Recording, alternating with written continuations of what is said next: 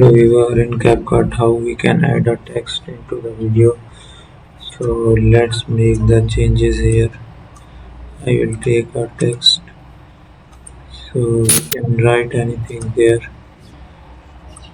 So there is a default text.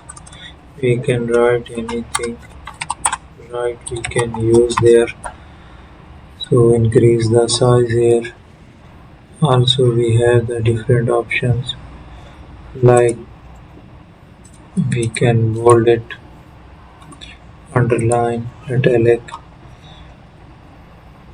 There are some text styles. So that's the text style we can use into our video. Then there are effects. These are the art effects.